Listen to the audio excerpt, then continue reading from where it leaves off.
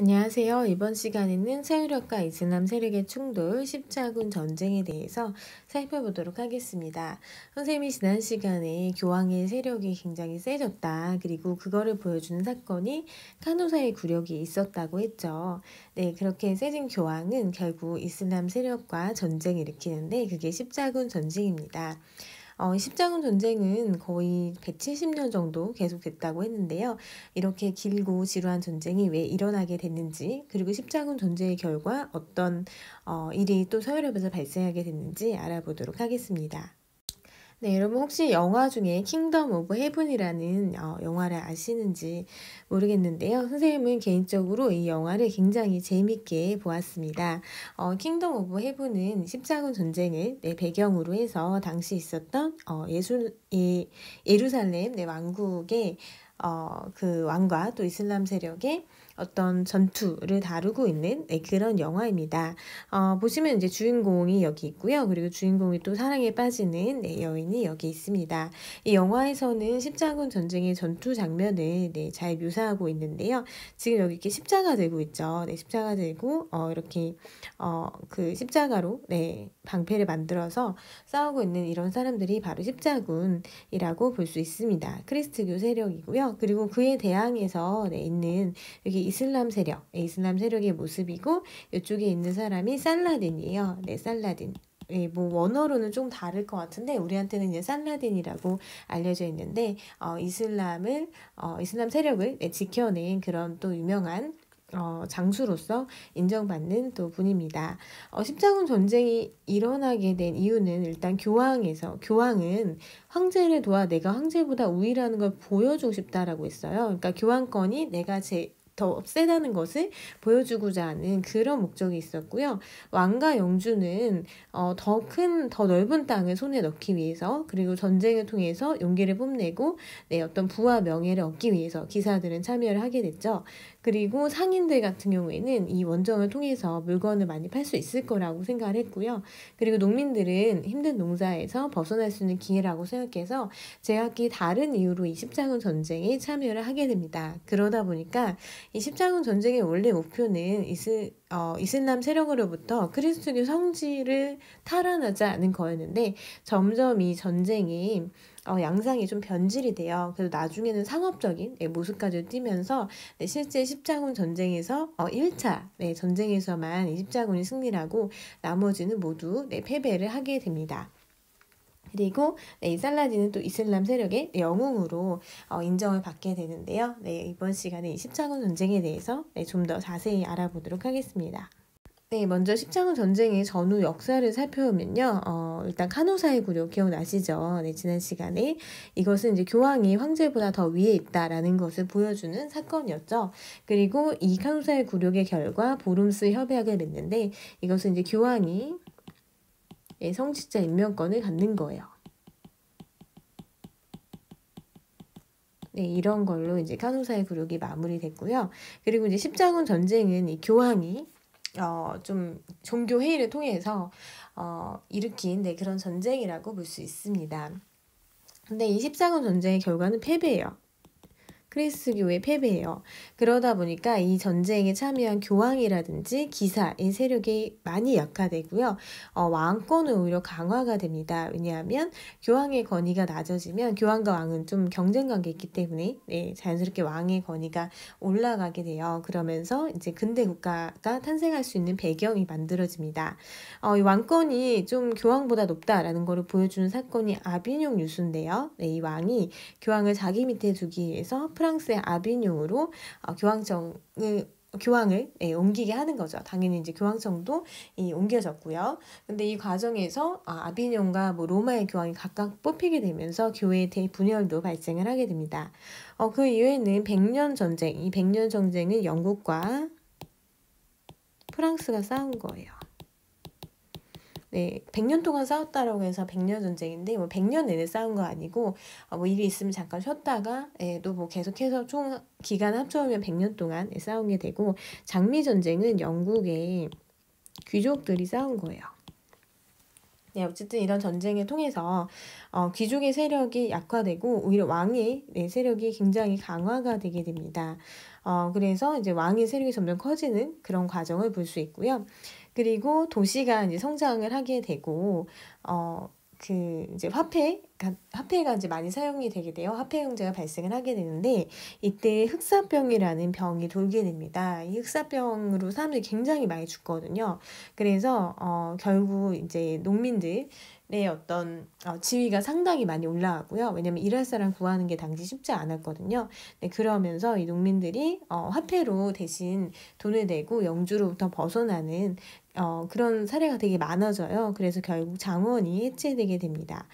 그래서 이제 십자군 전쟁은 굉장히 많은 또 유럽의 변화를 나타내거든요. 일단 교황의 권한이 낮아졌다는 점, 반대로 왕의 권한이 굉장히 세졌다는 점, 네, 그리고 농민들의 지위가 향상이 돼서 네, 결국 장원이 해체되는 이런 좀 굉장히 파급력이 큰 결과를 나타내게 됩니다. 네, 그러면 십자군 전쟁에 대해서 알아보도록 하겠습니다. 십자군 전쟁의 배경은 이 셀주크 튀르크는 여러분들이 이슬람에서 우리가 아바스 왕조까지 공부를 했어요. 그 아바스 왕조의 뒤를 이어서 11세기 아바스 왕조의 수도였던 이 바그다드를 점령한 그런 민족인데 셀주크 왕조를 세웠습니다. 그래서 이 셀주크 튀르크가 예루살렘을 점령했어요. 근데 예루살렘은 크리스트교의 성지이기도 하지만 사실 이슬람교의 성지이기도 한데 네, 어쨌든 여기를 점령을 한 거죠. 그리고 이제 비잔틴 제국을 점점 압박해 옵니다. 그래서 이 비잔티움 제국의 황제가 로마 교황한테 도움을 요청한 거예요. 근데 이제 당시에는 동서로 교회가 대립을 하게 되는데 로마 카톨릭과 그 그리스 정교가 근데 로마의 교황은 이참에 비잔티움 황제를 꺾고 본인이 되게 우월하다라는 존재라는 거를 인정받고 싶어 했어요. 그리고 마침 이게 교황의 또 권위를 높여줄 수 있는 되게 좋은 기회다. 왜냐하면 교황과 황제는 계속 대립하고 있었는데 교황이 이 십자군 전쟁을 주도하고 승리하면 이제 왕은 자기 발밑에 둘 수 있다. 뭐 이런 생각도 있었겠죠. 네, 그래서 이 과정은 로마 교황이 이슬람 세력으로부터 예루살렘을 되찾자고 호소를 하게 돼요. 그리고 이제 군대를 모아서 예루살렘으로 가게 되는 거죠. 그래서 거의 170년 동안 여러 차례 원정을 진행을 하게 되는데 8차 원정까지 하게 되는데 1차만 성공하고 나머지는 실패합니다. 그리고 전쟁의 목적이 처음에는 종교적인 신념이었다가 나중에는 어떤 상업적인 목적으로 변질되는 모습을 보이기도 합니다. 그래서 보시면 지도에서 보면은 예루살렘이 이쪽에 있어요. 네, 여기가 예루살렘이고요. 셀주크 튀르크가 예루살렘을 점령을 하게 된 거죠. 그래서 이 비잔티움 제국이 압박을 받은 거고 이 비잔티움 제국의 황제가 이 로마 교황한테 요청을 한 거예요. 네. 그래서 로마 교황이 이쪽으로 십자군 전쟁을 치르기 위해서 그 종교회의를 열어서 십자군 전쟁을 결정을 하게 됩니다. 근데 이렇게 교황의 뜻에 의해서 의지에 의해서 전쟁이 일어났다는 것만으로도 당시의 교황이 굉장히 힘이 셌다는 것을 우리가 알 수 있습니다. 네, 교과서에 나온 내용 잠깐 보면요. 당시 그 십자군 전쟁을 주장한 교황이 우르바누스 2세예요. 네, 이 사람은 신을 믿지 않는 튀르크인의 진출은 그칠 줄 모르고 콘스탄티노폴리스, 이게 비잔티움 제국의 수도였죠. 네, 비잔티움 제국. 로 다가오고 있으니 성제 형제들을 구하자. 그대들이 사는 땅은 사람이 몰려있기 때문에 빈궁해졌다. 그래서 예수의 성묘가 있는 곳으로 가지 않겠느냐. 젖과 꿀이 흐르는 땅은 신들에게 내린 토지이다. 그래서 불행한 자와 가난한 자도 여기 가면은 땅도 얻고 번영을 누릴 수 있다라고 했죠. 그리고 이 땅은 당연히 예루살렘을 의미합니다. 네, 그 아까 선생님이 말했던 킹덤 오브 헤븐에 보면은 이 예루살렘의 왕궁이 이렇게 살라딘이 이끄는 이슬람의 군대에 의해서 결국 무너져요. 네, 무너지고 여기가 이제 이슬람 세력이 차지하게 되게 되는데 그런 모습이 영화에 나옵니다. 근데 이 이스라엘의 예루살렘은 현재 이스라엘과 그 팔레스타인이라는 나라 간의 분쟁이 굉장히 심한 지역이에요. 아직까지도 갈등이 이어지고 있는데요. 여기 사진을 보면은 지금 이분은 팔레스타인인데 이스라엘 군인이 와서 지금 이 팔레스타인 국기를 들고 있으니까 폭력을 행사하고 있는 모습인데 굉장히 이 다툼이 심합니다. 예루살렘. 그래서 이 십자군 전쟁의 어떤 일어났던 장소이기도 한데 아직까지도 이 종교적인 문제로 또 갈등을 하고 있는데 팔레스타인은 종교가 그 이슬람교고요. 그 다음에 이스라엘은 유대교거든요. 네, 그래서 종교 분쟁이 아직까지도 이어지고 있고 최근에 이 러시아의 푸틴이 우크라이나 전쟁을 일으키게 되잖아요. 근데 그때 이제 그리스 정교, 여기는 종교가 그리스 정교라고 했죠. 그리스 정교의 이 대주교, 가장 높은 사람이 이 전쟁을 찬성을 했어요. 지지를 했어요. 그래서 이게 현대판 십자군이다. 왜냐하면 십자군 전쟁도 결국 교황이 지지를 호소해서 일으킨 거잖아요. 뭐 그런 얘기가 나오고 있습니다. 그리고 여기 보면은 이분은 프란체스코 로마의 교황입니다. 로마 교황. 그래서 아직까지도 그리스교는 그리스 정교와 로마 카톨릭으로 구분돼 있는데 로마 교황은 이 미국 바이든 대통령 만나서 우크라이나 이 전쟁을 반대한다라는 그런 얘기를 했다고 합니다. 그래서 같은 그리스교지만 이 그리스 정교와 로마 교황의 좀 생각이 다르다는 것도 확인할 수 있죠. 교과서 내용을 정리해 보도록 하겠습니다. 11세기 후반 셀주크 투르크가 예루살렘을 점령하고 비잔티움 제국을 압박했어요. 그래서 비잔티움 제국은 서유럽 그리스도교 세계에게 도움을 요청하였습니다. 그리고 로마 교황이 이슬람 세력으로부터 예루살렘을 되찾자라는 것을 호소해서 유럽의 기사, 농민, 상인들이 호응해서 십자군 전쟁이 시작되었습니다. 십자군 전쟁은 8차례에 걸쳐서 이루어졌는데요. 십자군이 1차 때는 이겼어요. 하지만 이슬람 세력에 밀려났고요. 이 계속되는 전쟁에서 종교적인 목적보다는 세속적인 목적이 강화되었습니다. 그래서 4차 십자군 원정 때는 십자군들이 오히려 자기들의 같은 종교 세계인 비잔티움 제국의 수도를 점령해서 라틴 제국이라는 나라를 세우기도 했고요. 정말 좀 이해가 안 되는 부분이죠. 예루살렘으로 가야 되는데 비잔티움을 점령해서 오히려 거기를 수도를 파괴하는 모습을 보이기도 했고 또 소련 십자군들은 상인들에 의해서 노예로 팔리기도 했습니다. 그래서 결국 이 전쟁은 실패를 하게 됩니다. 전쟁이 실패로 끝났기 때문에 그에 미치는 효과가 굉장히 컸다고 볼 수 있는데요.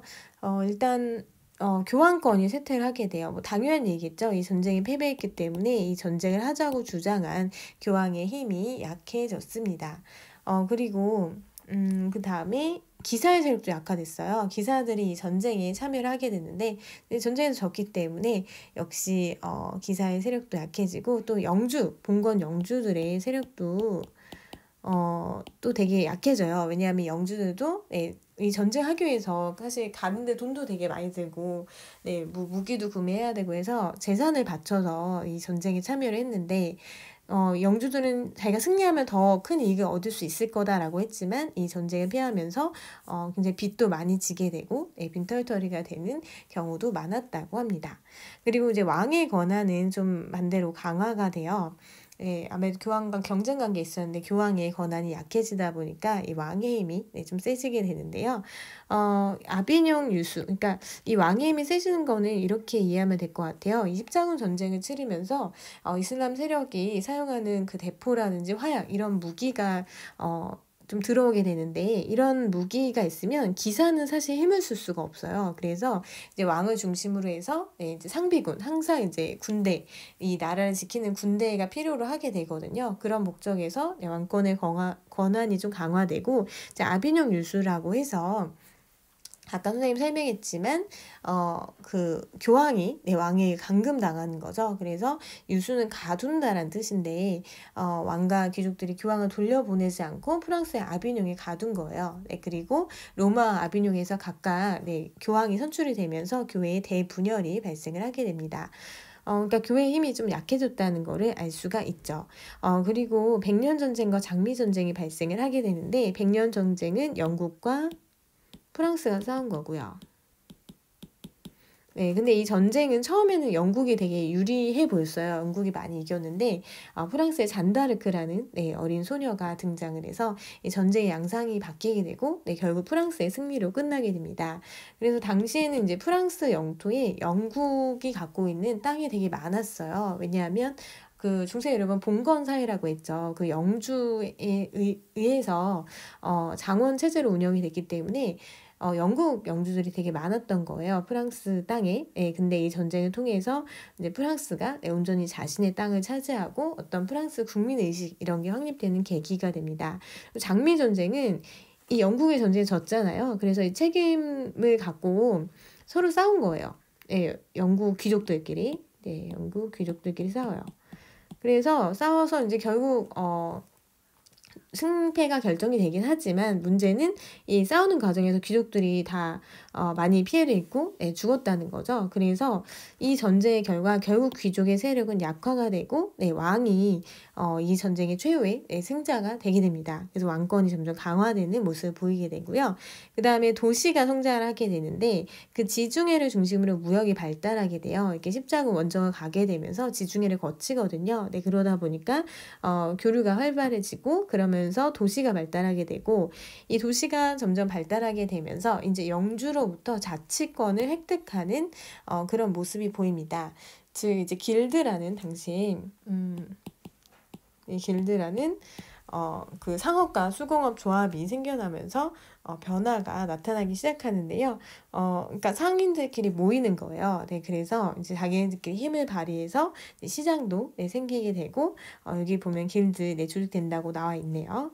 그래서 이 길드는 자기네 상인들끼리 동맹을 맺거든요. 그러다 보니까 도시 행정 업무까지 장악을 하게 됩니다. 그래서 이제 장원이 해체되는 또 결과가 초래가 되는데요. 도시의 영주들에게 돈을 주고 이제 자치권을 사게 되는 거예요. 그래서 이때 화폐가 널리 또 사용이 되게 되고요. 또 물가가 상승을 하게 돼요. 즉 농산물 가격이 많이 오르는데 이 영주가 농민으로부터 농산물을 사야 되거든요. 농민으로부터 농산물을 구매해요. 그러면 농산물을 구매하는데 이 가격이 많이 올랐단 말이에요. 그러면 영주 입장에서는 불리할 수밖에 없어요. 더 많은 돈을 주고 사야 되니까. 근데 이제 물가가 상승한다는 거는 다른 말로 말하면 물가와 화폐의 가치는 반대 관계에 있습니다. 화폐의 가치가 떨어졌다는 거예요. 화폐의 가치는 떨어졌어요. 그래서 물건 가격이 오르면 같은 돈으로 살 수 있는 물건의 양이 줄어들거든요. 그래서 화폐 가치가 떨어지게 되는데 이런 떨어진 화폐의 가치, 그러니까 물가는 상승하고 화폐 가치가 떨어진 거는 농민들에게 상당히 유리합니다.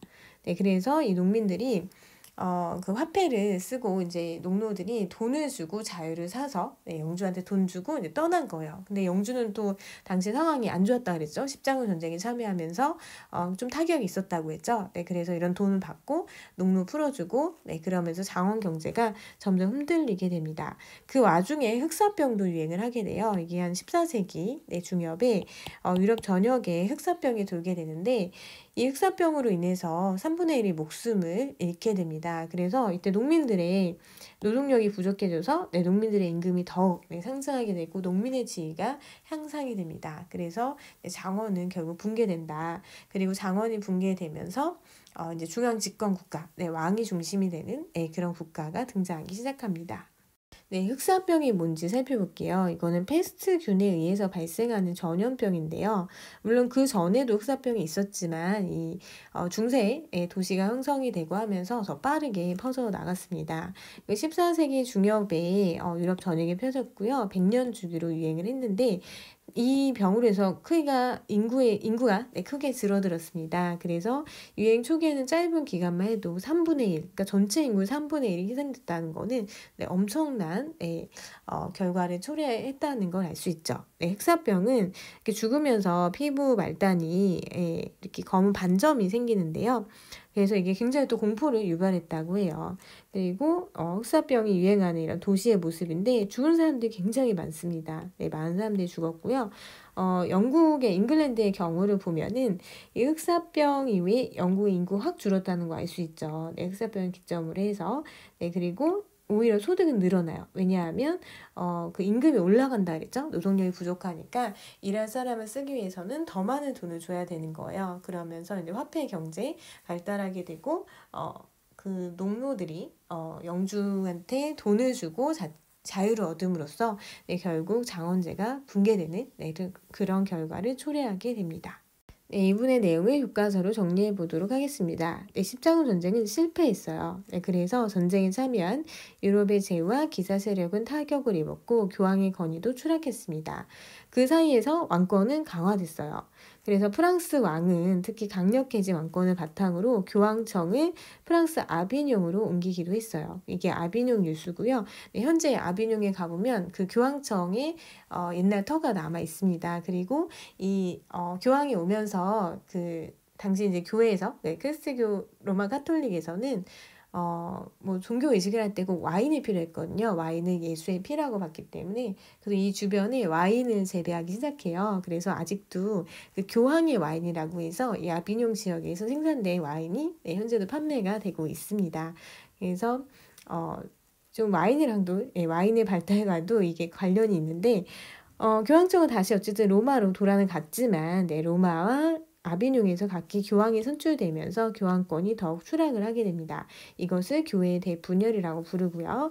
그래서 왕들은 상비군은 항상 싸울 수 있는 군인들이에요. 그리고 관료제는 왕을 기점으로 해서 이렇게 왕 밑에 뭐 신하들이 있고 해서 어떤 조직을 만드는 걸 관료제라고 하고 상공업자들의 후원을 받아요. 왜냐하면 이런 상비군과 관료제를 운영하기 위해서는 돈이 필요하거든요. 근데 당시에 이제 도시가 발달하고 상공업이 발달하면서 이 상공업자들은 돈이 있었거든요. 그래서 후원하면서 중앙 집권 체제가 확립이 됩니다. 중앙 집권 체제는 왕이 중심이 되는 거예요. 네, 그리고 특히 영국과 프랑스 사이에서 일어난 백년 전쟁과 영국 귀족 사이의 장미 전쟁으로 인해서 귀족 세력은 더욱 약화되고 왕권이 오히려 강화되게 됩니다. 그래서 이 십자군 전쟁 전에는 이렇게 보시면 돼요. 십자군 전쟁을 기점으로 해서 이 전에는 봉건제였죠. 네, 봉건사회예요. 봉건사회는 이제 영주가 장원을 운영하는 그런 체제였는데 각각의 영주가 있다 보니까 지방 분권적인 체제였다고 했죠. 네, 근데 십자군 전쟁 이후에 교황의 권한도 떨어지고 왕의 힘이 세지면서 그리고 뭐 영주 이런 사람들 많이 몰락하게 되면서 중앙 집권 체제로 바뀝니다. 그리고 이렇게 왕의 힘이 세질 수 있었던 일련의 사건들이 있는데 그게 백년 전쟁과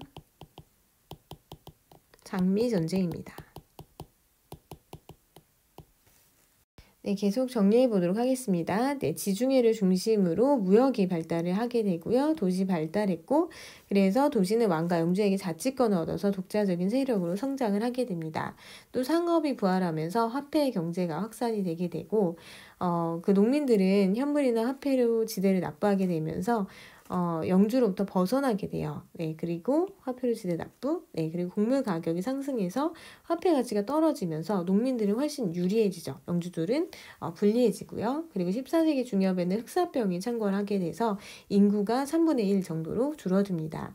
그래서 노동력이 부족해져서 임금이 오히려 상승하는 이런 모습을 보이고 농민의 지위가 상당히 올라가게 됩니다. 그래서 농노신문에서 해방되는 사람들이 점점 늘어나니까 장원이 해체되게 되죠. 네, 지금까지 배운 내용을 추선 퀴즈로 정리해 보도록 하겠습니다. 네, 오타가 있네요. 11세기 후반 셀주쿠 튀르크죠. 네, 예루살렘을 점령하고 비잔틴 제국을 압박하여 비잔틴 제국은 로마 교황에게 도움을 요청하였습니다. 로마 교황은 이슬람 세력부터 예루살렘을 되찾을 것을 호소했고 그래서 십자군 전쟁이 시작되었습니다. 십자군 전쟁이 실패하면서 전쟁을 호소한 교황의 권위가 추락하고 유럽 제후와 기사 세력은 타격을 입었다. 네, 맞는 설명이네요. 4번 프랑스 왕은 강력해진 왕권을 바탕으로 교황청을 로마에서 프랑스 아비뇽 으로 옮겼습니다. 십자군 전쟁 이후 대서양을 중심으로 무역이 확대되고 도시가 발달하였다. 맞나요? 네, 틀린 설명이죠. 대서양이 아니라 이 십자군 전쟁 이후에는 지중해예요. 네, 그래서 X고요. 그 다음에 14세기 중엽 흑사병이죠. 네, 이게 창궐해서 유럽의 인구가 격감하였고 이게 결국 이제 농민의 지위 향상으로 이어져서 장원 해체 초래했다. 이렇게 여러분들이 이해하시면 됩니다. 네, 그래서 오늘은 그리스도교와 이슬람 세력이 충돌한 십자군 전쟁에 대해서 알아보았습니다. 그러면 이제 다음 시간에는 근대로 들어가기 전에 르네상스가 무엇인지 그리고 종교개혁으로 인해서 어떤 변화가 나타났는지에 대해서 알아보도록 하겠습니다. 수고하셨습니다.